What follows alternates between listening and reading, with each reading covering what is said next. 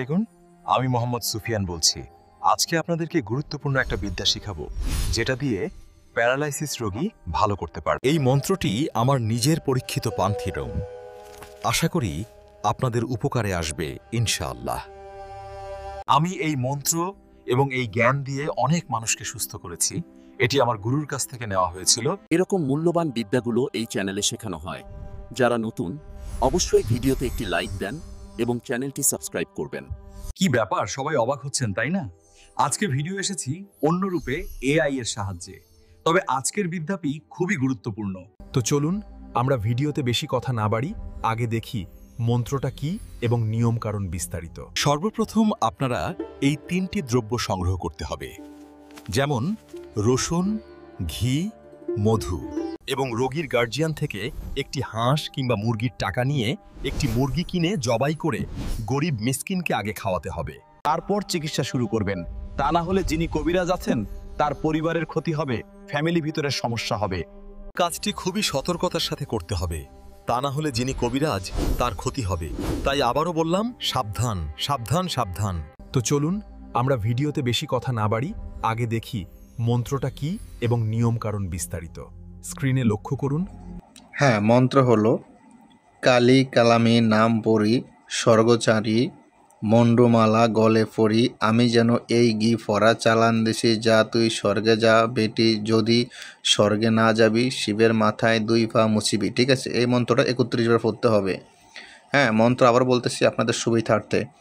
কালী কালামি নাম পড়ি স্বর্গচারী মুন্ডমালা গলে পড়ি আমি যেন এই গি ফরা চালান দিছি যা তুই স্বর্গে যা বেটি যদি স্বর্গে না যাবি শিবের মাথায় 2 পা মুছিবি। ঠিক আছে, এই মন্ত্রটা আপনারা 31 বার পরে 31টা ফু দিবেন ওই দ্রব্যের উপরে।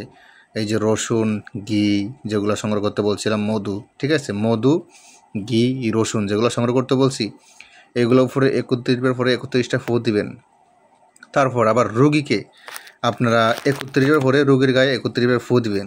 দিয়ে আপনাদেরকে যে এই যে মধু, রসুন, তারপর ঘি যে 3টা দ্রব্য সংগ্রহ করতে বলছি, এই 3টা দ্রব্য সংগ্রহ করবেন। আপনারা 1 কেজি ঘি নেবেন এবং 1 কেজি রসুন নেবেন এবং 1 কেজি মধু নেবেন। 1 কেজি মধু, 1 কেজি রসুন এবং 1 কেজি ঘি, এই 3টা দ্রব্য। তবে রসুন হতে হবে দেশি রসুন, ঘি হতে হবে পুরনো ঘি এবং মধু হতে হবে পুরনো মধু।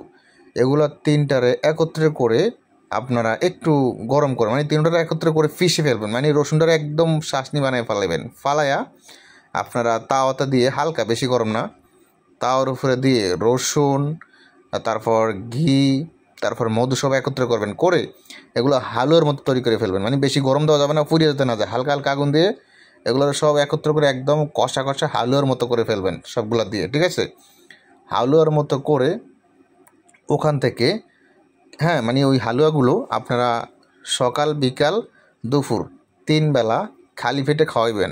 যে প্যারালাইসিস রোগী আছে তাকে 3 বেলা খালি পেটে খাওয়াইবেন এবং 3 বেলায় কিন্তু এই মন্ত্র দিয়ে তাকে ঝাড়তে হবে। এবং তার যেই অঙ্গে, মানে যে অংশে প্যারালাইসিস হয়ে গেছে ওই অংশে কিছু সামান্য চামিচ দিয়ে, মানে হাতে ধরা যাবে না। আবার এগুলা যখন আপনি তাওয়াতে বা ডেক্সিতে হালুয়া তৈরি করবেন তখন কিন্তু খালি হাতে ধরা যাবে না। আপনি একটা চামিচ দিয়ে কেটে কেটে নেবেন, খালি হাতে কখনই ধরবেন না, বলে চলে, এটা মাথায় রাখবেন। চামিচ দিয়ে ওই বানো থেকে কেটে কেটে চামিচ দিয়ে নিয়ে তারপর ওনার শরীরে মালিশ করে দিবেন এবং 3 বেলা খাওয়াইবেন এবং 3 বেলা ঝাড়াইবেন। ঠিক আছে, এই মিলে আপনারা 1 মাস করেন। ঠিক আছে, 1 মাস করেন, এর ভিতরে আপনি দেখবেন প্যারালাইসিস রোগী আস্তে আস্তে আপনি মানে পরিবর্তন দেখবেন এবং আস্তে আস্তে দেখবেন প্যারালাইসিস রোগী ঠিক হয়ে যাচ্ছে ইনশাআল্লাহ। এরকম মূল্যবান বিদ্যাগুলো এই চ্যানেলে শেখানো হয়। যারা নতুন, অবশ্যই ভিডিওতে একটি লাইক দেন এবং চ্যানেলটি সাবস্ক্রাইব করবেন। তো যাই হোক, যারা এই বিদ্যাটি প্রয়োগ করতে চান তারা ভিডিওর নিচে আপনাদের নাম লিখে অনুমতি নিয়ে নেন। ইনশাআল্লাহ আপনি সফল হবেন।